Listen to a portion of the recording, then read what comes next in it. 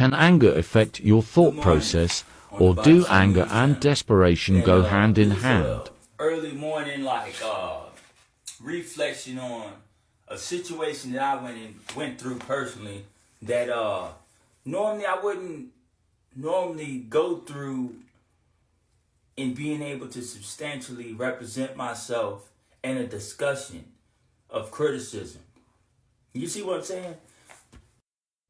So with that being said, a lot of times when we're faced with situations of someone saying something about something that we used to do or something that we're presently doing that we're not so happy with, the result of what we say, generally isn't correct. Like if someone says, to elaborate on that, say that I say, "Hey Jimbo, you know what? You're a little musty today." You know what I'm saying? But instead of saying that directly to him, I'd be like, "Damn, something smells like onions."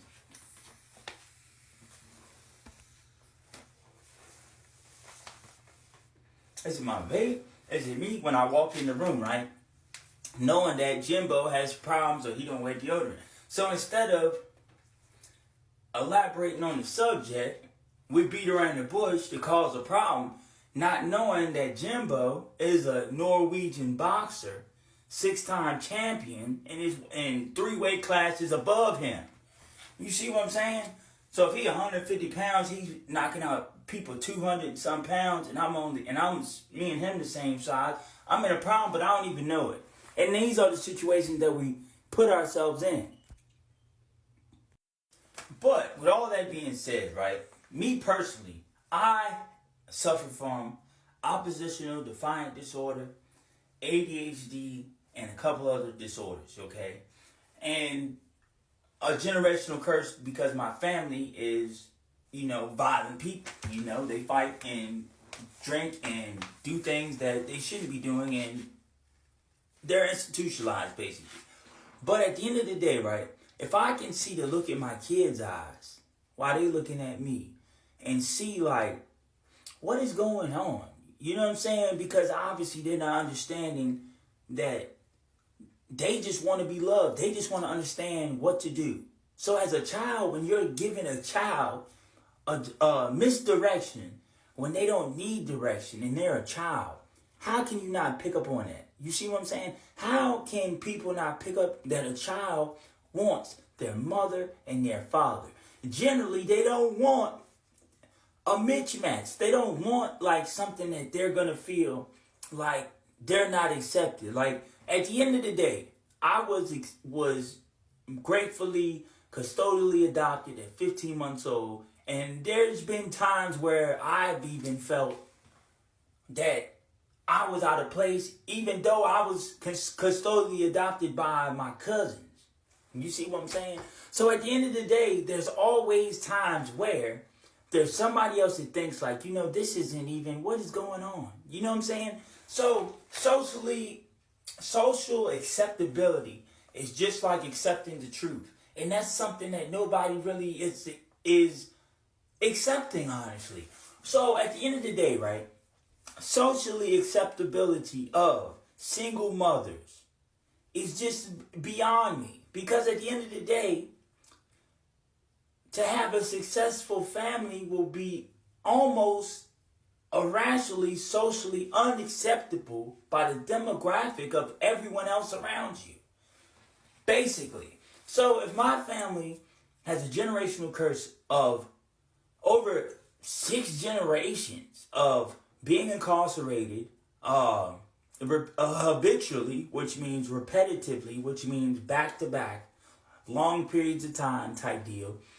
And for me to beat that, prove my innocence,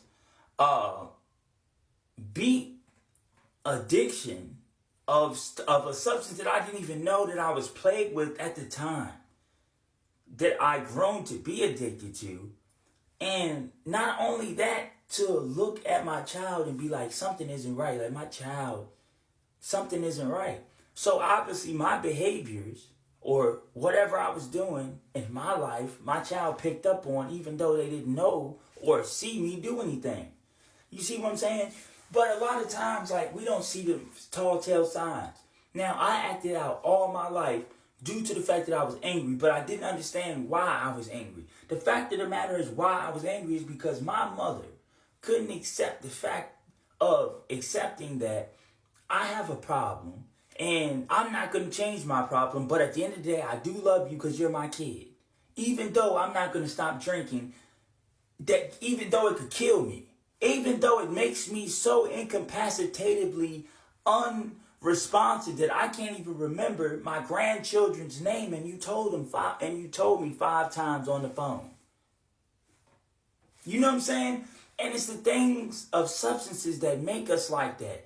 Because I was addicted to drugs. Well, not drugs. I was addicted to cocaine at a time and was being drugged with fentanyl or meth or whatever else throughout, a couple of years span, to be addicted to a mix of stuff that I didn't even know that I was even buying, but I was supposed to be going to buy one thing. But at the end of the day, right, to be a full-blown alcoholic and not to have the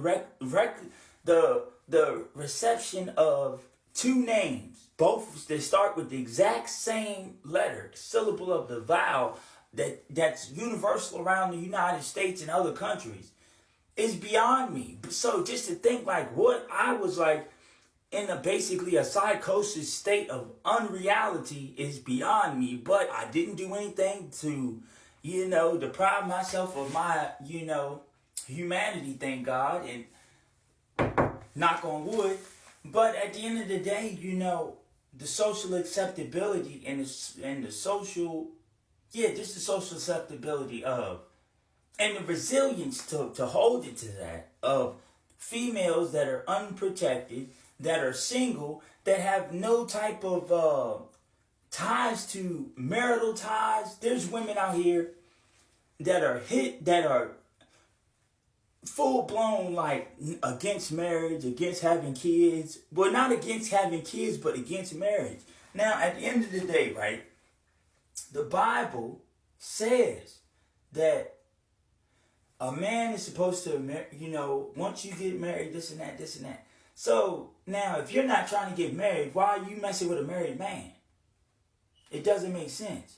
So, there's so many things that just don't make sense. But at the end of the day, those people that have no families. Now, if you have kids, you started a family, but where's the rest of the pieces? And then I look back at it, and it's always the situations that I'm plagued with where I'm getting attacked by somebody that I could basically say a couple things and destroy your whole diaphragm of confidence in what I could pretty much cause you to be speechless. You see what I'm saying? But at the end of the day, physically and emotionally and verbally, you're attacking me with obscenities and coming at me for my, everything that I'm built with. For what? When at the end of the day, you're alone by your choice. You're miserable by your own choice. You're not in your right state of mind of accepting the situation that you're in by your choice. Not because of God, not because of the kids, not because of me, because of you. So at the end of the day, if the Bible says the truth will set you free, boom, that's a real fact. Then why in the hell are you alone? Why the hell isn't there a man at your house fixing you breakfast every day? Why isn't there a man that's helping you raise these kids? Why isn't there a man that sits up here and loves you no matter how much weight you gain, no matter what you do, no matter what you say, or how many times, or what you smell like? He's not going to leave you. He's not going to let something happen to you. He's going to sit here and protect you until the end of the earth because he cares about his family that he made with you. You see what I'm saying? Where are these women at? Because at the end of the day, all these twerking ain't going to keep no man. I'm not going to come over your house if you know how to twerk. If you don't know how to cook, I'm not coming over your house. If you can't be trusted, I'm not coming over your house. And 9 times out of 10, women can't be trusted, but they claim these roles and speak these songs of this and that. When at the end of the day, you ain't even praying in your life. So why are you talking substance? So why are you trying to be in a substance spot? That's a sin. You're messing up. Peace.